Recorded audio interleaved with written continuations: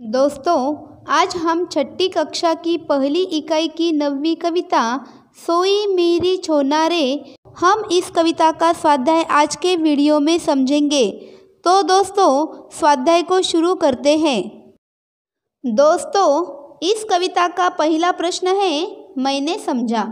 दोस्तों, मैंने इस कविता से यह समझा कि एक माँ अपने बच्चों को सुलाती है तो गीत गाती है, और गीत में जो भाव होता है वह भाव अप्रतिम होता है। इस गीत को हम लोरी कहते हैं। लोरी सुनकर छोटे बच्चे सो जाते हैं। यह बात हमने इस कविता से समझी है। दोस्तों, अगला प्रश्न है स्वयं अध्ययन। अपने परिवार के प्रिय व्यक्ति के लिए 4 काव्य पंक्तियाँ लिखो। अपनेपन की बगिया है खुशहाली का द्वार, जीवन भर की पूंजी है एक सुखी परिवार। माँ की ममता में बरसाता है बच्चों का संसार, जीवन का रास्ता दिखलाए बापू की फटकार। दादा दादी की बातों में है जीवन का सार, भाई बहन का रिश्ता है रिश्तों का आधार। दोस्तों, इससे आगे का प्रश्न है भाषा की ओर। हिंदी मराठी के समुच्चारित शब्दों की अर्थ भिन्नता बताओ और लिखो। समुच्चारित शब्द है कल, इसका मराठी अर्थ होगा मनाचा ओढा, और हिंदी अर्थ है रुझान। समुच्चारित शब्द है सही, इसका मराठी अर्थ होगा स्वाक्षरी, और हिंदी अर्थ है सत्य। समुच्चारित शब्द है खोल, इसका मराठी अर्थ है गहराई, और हिंदी अर्थ है खुलना।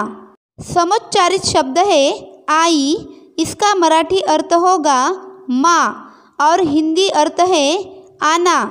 समुच्चारित शब्द है परत, इसका मराठी अर्थ होगा स्तर, और हिंदी अर्थ है लौटना। दोस्तों, अगला प्रश्न है सुनो तो ज़रा। नीतिपरक दोहे सुनो और आनंदपूर्वक सुनाओ।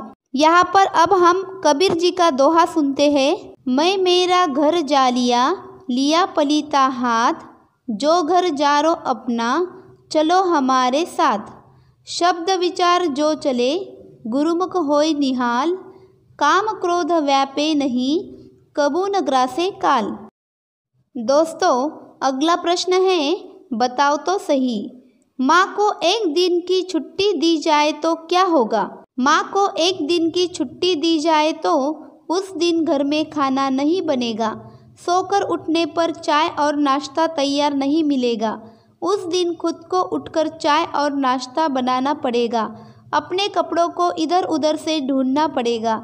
उस दिन घर की सफाई नहीं होगी। घर में हर चीज़ ऐसी ही पड़ी रहेगी। माँ के एक दिन छुट्टी लेने से हम उस दिन अपना खाना खुद बनाना पड़ेगा। हमें अपने कपड़े खुद धोने पड़ेंगे। अपना घर खुद साफ करना पड़ेगा। दोस्तों, अगला प्रश्न है वाचन जगत से। सुभद्रा कुमारी चौहान की कविता पढ़ो और समूह में गाओ। सुखी सी अधखिली कली है, परिमल नहीं पराग नहीं, किंतु कुटिल भौरों के चुंबन, काहे इन पर दाग नहीं। तेरी अतुल कृपा का बदला नहीं चुकाने आई हूँ, केवल पूजा में ये कलियाँ भक्ति भाव से लाई हूँ। दोस्तों, अगला प्रश्न है मेरी कलम से। नीयत विषय पर भाषण तैयार करो।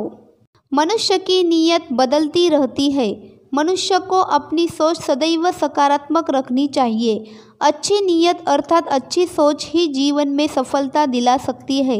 कभी कभी व्यक्ति अपने फायदे के लिए दूसरों को नुकसान पहुंचाता है, जो गलत नीयत है। मनुष्य को ऐसा नहीं करना चाहिए। दोस्तों, अगला प्रश्न है कविता की पंक्तियाँ पूरी करो। चांद सितारे जाग रहे, नाच रही है चांदनियाँ, फूल खिले हैं चांदी के, फूली मेरी आंगनियाँ। आगे की पंक्तियाँ हैं मेरा सुख अनहोना रे, सोई मेरी छोना रे, गीत सुनाऊँ सोए तो, तू सोए और गाऊँ मैं। दोस्तों अगला प्रश्न है, सदैव ध्यान में रखो जीवन में माँ का स्थान असाधारण है। बच्चे का जब जन्म होता है तब सबसे पहले वह अपनी माँ को देखता है। माँ की गोद ही उसकी सारी दुनिया होती है, इसलिए बच्चे अपनी माँ के बहुत करीब होते हैं। माँ अपने बच्चों को चलना, उठना, बोलना सब माँ ही सिखाती है। सब दुख दर्द सहकर भी अपनी संतान की भलाई में लगी रहती है। संतान की खुशी के लिए वह अपना सब कुछ त्याग देती है, इसलिए जीवन में माँ का स्थान असाधारण होता है। दोस्तों अगला प्रश्न है, विचार मंथन। जननी जन्मभूमिश्च स्वर्गादपि गरीयसी। हमारी जननी जन्मभूमि स्वर्ग से भी महान है। मनुष्य को जन्म देने वाली उसकी माँ और जिस भूमि में व्यक्ति का जन्म हुआ है उसका सदा मान रखना चाहिए। उसके समक्ष स्वर्ग के सारे सुख भी ना के बराबर होते हैं। हमें अपनी जननी जन्मभूमि के प्रति सदा कृतज्ञ रहना चाहिए। अगला प्रश्न है, अध्ययन कौशल। अपने परिवार का वंश वृक्ष तैयार करो और रिश्ते नातों के नाम लिखो। मैं वैशाली, दादाजी शाहू, दादी जी पार्वती, पिताजी हरिचंद, माँ कलावती, बड़ा भाई दिलीप, छोटा भाई दिनेश। इस तरह दोस्तों तुम अपने पिताजी को पूछकर एक वंश वृक्ष तैयार कर सकते हो। अगला प्रश्न है, जोड़ो हमें।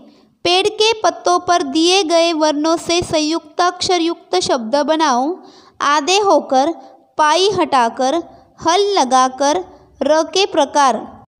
क से है डॉक्टर, ग से है लकड़बग्गा, थ से है तथ्य, व से है काव्य, द से है गीत, फ से है फ्लेमिंगो, ट से है टट्टू, ह से है रस्व, त से है कुत्ता, ड से है ड्रम, श से है मनुष्य, घ से है विघ्न, प से है प्यास, म से है सम्मान।